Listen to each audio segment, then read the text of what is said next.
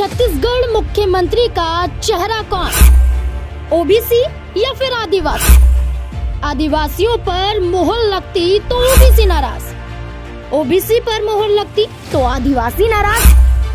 पूर्ण बहुमत के बाद भी आला कमान परेशान। देखते हैं किसके सिर सजेगा ताज। 5 नामों को लेकर बीजेपी हुई परेशान। रेणुका सिंह, रमन सिंह, विजय बघेल, अरुण साव या ओपी चौधरी।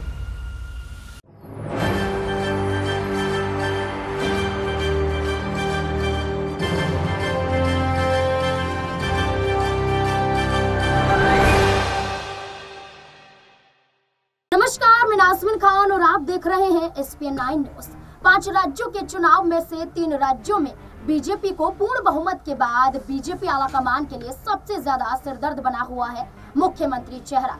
चाहे बात हम मध्य प्रदेश की करें, राजस्थान की करें या छत्तीसगढ़ की करें, तीनों जगहों पर एक ही उठापटक चल रही है कि बीजेपी का मुख्यमंत्री चेहरा कौन होगा। जबकि बीजेपी आलाकमान ने ये पहले ही जाहिर कर दिया है कि हर जगह मुख्यमंत्री चेहरे के साथ साथ उप मुख्यमंत्री बनेंगे। लेकिन कौन मुख्यमंत्री बनेगा और कौन उप मुख्यमंत्री बनेगा, इस पर बीजेपी आलाकमान जमीनी हकीकत को तलाश रही है।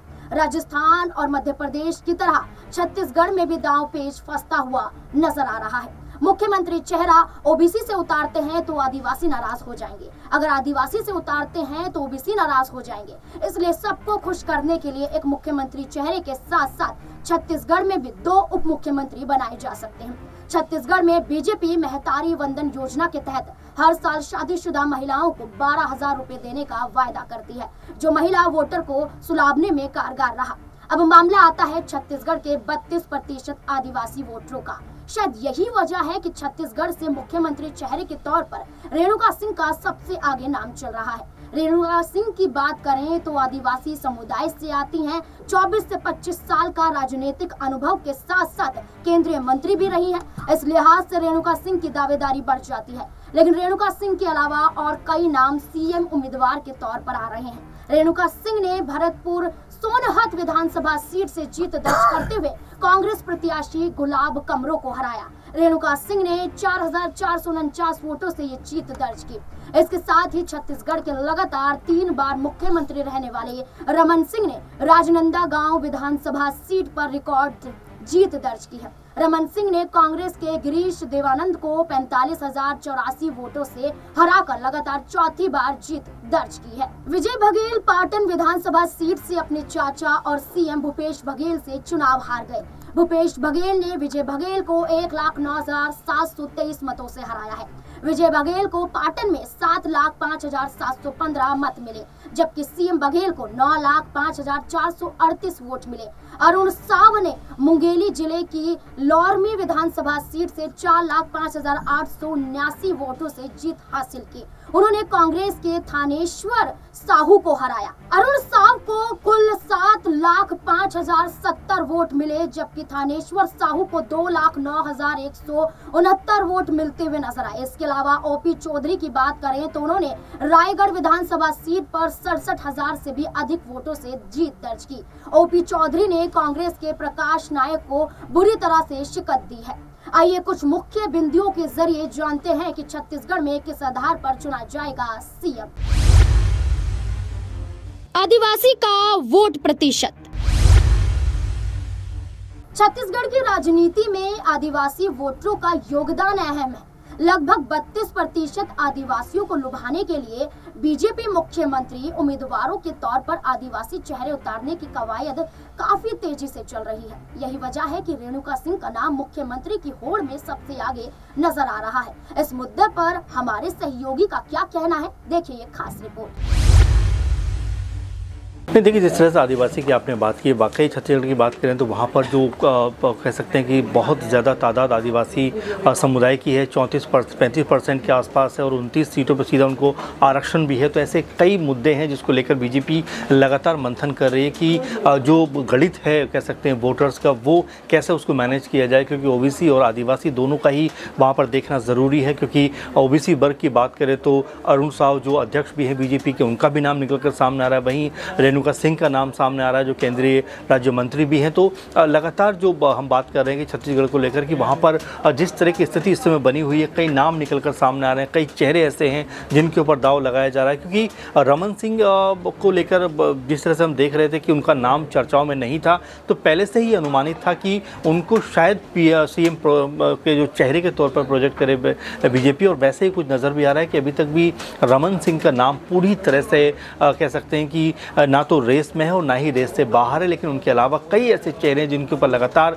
बात हो रही है, चाहे ओपी चौधरी की बात आप करें, अरुण साव की आप बात करें, रेणुका सिंह की आप बात करें, विजय बघेल की आप बात करें। ऐसे कई नाम और चेहरे हैं जो लगातार कह सकते हैं कि अपनी जो सीएम की रेस है उसमें लगातार बने हुए हैं। वहीं विजय बघेल के बारे में जैसा कल भी चर्चाओं में थे कि उनको दिल्ली बुलाया गया, बात की गई तमाम तरह से उनसे, कह सकते हैं कि जो हालांकि वो चुनाव हारे थे ये अलग बात है, लेकिन फिर भी बड़ा चेहरा है वो। और जिस तरह से उनको बुलाकर जो बातचीत की गई उससे ये समझ में आ रहा है कहीं ना कहीं कि छत्तीसगढ़ में एक बड़ा बदलाव हो सकता है। क्योंकि इससे पहले भी देखा गया है कि हार के बावजूद भी बीजेपी ने जो सीएम चेहरे हैं वो उतारे हैं। उत्तराखंड का इसमें बड़ा एग्जाम्पल है जहाँ पर धामी चुनाव हारे लेकिन फिर भी उनको चुनाव जिताकर सीएम पद के ऊपर बैठाया गया। तो ऐसे में क्या विजय बघेल भी एक वो नाम हो सकते हैं। और इसके अलावा अगर बात करें तो रेणुका सिंह को लेकर लगातार माहौल बना हुआ है, क्योंकि रेणुका सिंह जिस तरह से केंद्र की राजनीति में एक्टिव हैं और लगातार उनका नाम सुर्खियों में इसलिए भी है क्योंकि आदिवासी और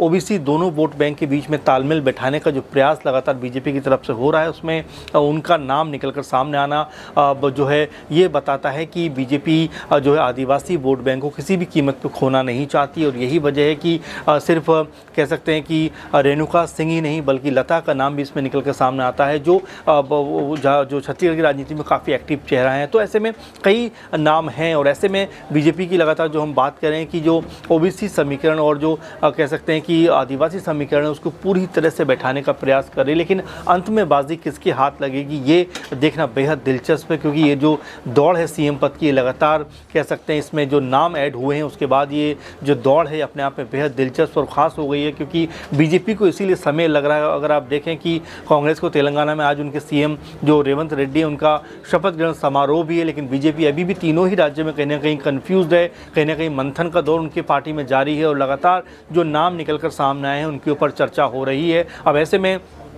जो छत्तीसगढ़ है वो लगातार इम्पोर्टेंट कह सकते हैं कि जगह है, वहाँ पर रेणुका सिंह का जो नाम है वो सबसे अधिक है क्योंकि आदिवासी वोटर्स का वहाँ पर कह सकते हैं कि वर्चस्व है। तो ऐसे में देखना होगा कि क्या रेणुका सिंह निकलकर नाम सामने आता है या फिर अरुण साव का नाम भी इस रेस में जो है आगे बढ़ता हुआ दिखाई देता है। ओबीसी का वोट प्रतिशत। छत्तीसगढ़ की राजनीति में ओबीसी वोटरों का भी योगदान कम नहीं है।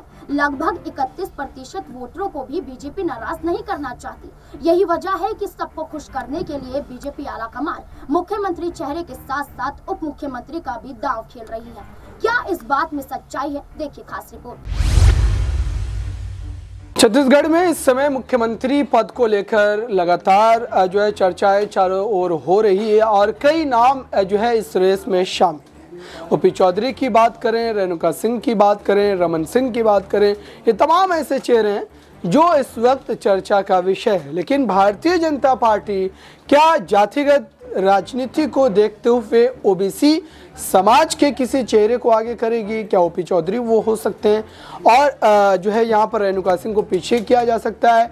हालांकि ये एक बड़ा फैक्टर रहेगा भारतीय जनता पार्टी के लिए, क्योंकि अब देखिए कि अगर देखा जाए इस समय जो कुल वोट भारतीय जनता पार्टी को मिले हैं विधानसभा चुनाव में, उसमें कहीं ना कहीं ओबीसी तबका लगभग जो आप कह सकते हैं एक तरफा वोट भाजपा की तरफ जो है उनका जाता हुआ नजर आता है। उसके बावजूद भी क्या ओबीसी वर्ग से भारतीय जनता पार्टी और ज़्यादा वोट को हासिल करने के लिए 24 के चुनाव में जो किसी ओबीसी चेहरे को ही छत्तीसगढ़ में जो आगे करेगी या फिर किसी और चेहरे के साथ जाना चाहेगी, ये देखने वाली बात होगी। लेकिन उससे पहले आपको बता दूं कि भारतीय जनता पार्टी ने जिस तरीके से आदिवासी जो है चेहरे को लेकर के गुणगान किया था, प्रचार प्रसार और इश्तिहारबाजी जो है आपने देखी थी जब जो है राष्ट्रपति द्रौपदी मुर्मू के नाम के ऐलान हुआ था, तो अब ऐसा माना जा रहा है कि रेणुका सिंह को लेकर के भी उसी तरीके का राजनीतिक एडवांटेज जो है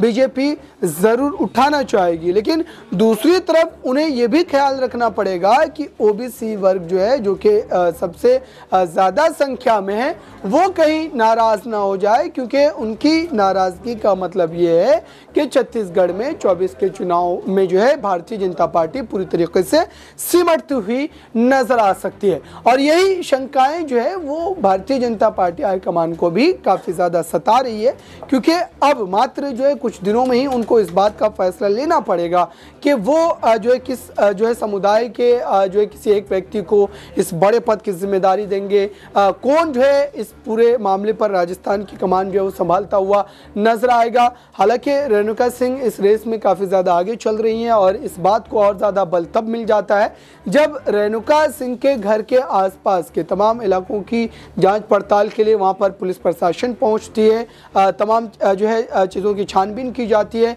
और उसको लेकर के अब जो है लोग ये कहने लगे हैं, दावा करने लगे हैं कि दरअसल वो मुख्यमंत्री बनने जा रही हैं और यही वजह है कि उनके घर की सुरक्षा या फिर उनकी व्यक्तिगत तौर पर सुरक्षा को लेकर के प्रशासन जो है वो काफ़ी ज़्यादा सतर्क नजर आ रहा है। और बीते दिनों जो है उनके घर जो प्रशासन के तमाम बड़े अधिकारी भी पहुंचे थे, एसएसबी भी पहुंचे थे। तो अब ऐसे में देखना ये होगा कि आखिरकार बीजेपी के मन में क्या चल रहा है, हाईकमान के मन में क्या चल रहा है, ओबीसी चेहरे को लेकर के आखिरकार क्या ओपी चौधरी को आगे किया जाएगा या फिर आदिवासी चेहरे के साथ भारतीय जनता पार्टी जाना पसंद करेगी। महिलाओं का योगदान। भारतीय राजनीति में महिलाओं का योगदान भी काफी है। हर पार्टी महिलाओं को लुभाने के लिए अलग अलग योजनाओं के माध्यम से दांव खेलती आई है। बीजेपी ने भी एमपी में लाडली बहन योजना और छत्तीसगढ़ में महतारी वंदन योजना चलाई है। इस तरह की योजनाओं से भी अलग अलग राज्यों में महिलाओं को लुभाने का काम राजनीतिक पार्टियां करती आई हैं। कैसे, देखिए खास रिपोर्ट।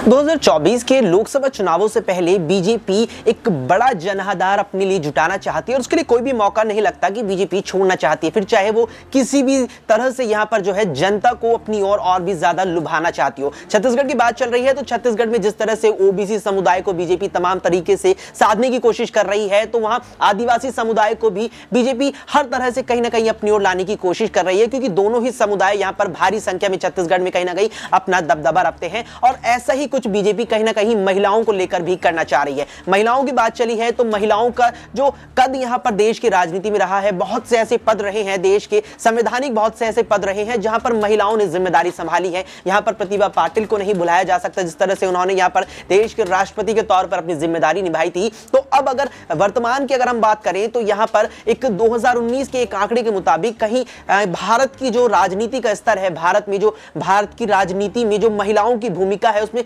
विश्व स्तर पर भारत का जो स्तर है वो यहां करीब 48वें नंबर पर भारत आता है। और हालांकि ये जो स्तर है कहीं ना कहीं ये पीछे गिरा है, भारत इस मामले में कहीं ना कहीं पीछे आया है, लेकिन जो योजनाएं यहां पर लगातार महिलाओं को लेकर तमाम सरकारों के द्वारा चलाई जा रही है, खासतौर पर बीजेपी का अगर जिक्र चल रहा है तो मध्य प्रदेश में देखने को मिला जिस तरह से यहां शिवराज सिंह चौहान सरकार के द्वारा लाडली बहना योजना चलाई गई, तो वहां छत्तीसगढ़ में जिस तरह यहां पर जो महतारी वंदन योजना है ये भी यहां पर कहीं ना कहीं वादा किया गया था कि सत्ता में अगर बीजेपी छत्तीसगढ़ में आती है तो महतारी वंदन योजना सरकार लाएगी। उसके तहत यहां पर जो शादीशुदा जो विवाहित महिलाएं हैं छत्तीसगढ़ की, उनको सालाना 12,000 रुपए सरकार देगी, यानी कि 1,000 रुपए महीना, जिसका मतलब सीधा और साफ यही है कि किसी भी तरह से करके पार्टी यहां पर जो है महिलाओं को साधना चाहती है। और ये हमें इस दौरान भी देखने को मिला था जब यहां पर पार्टी ने और खासतौर पर एनडीए ने यहां पर जिस तरह से राष्ट्रपति पद के लिए द्रौपदी मुर्मू का चयन किया था, और कहीं ना कहीं एक तीर से दो निशाने वाली बात हालांकि द्रौपदी मुर्मू को लेकर के आई थी, क्योंकि जिस तरह से उनका चयन यहां पर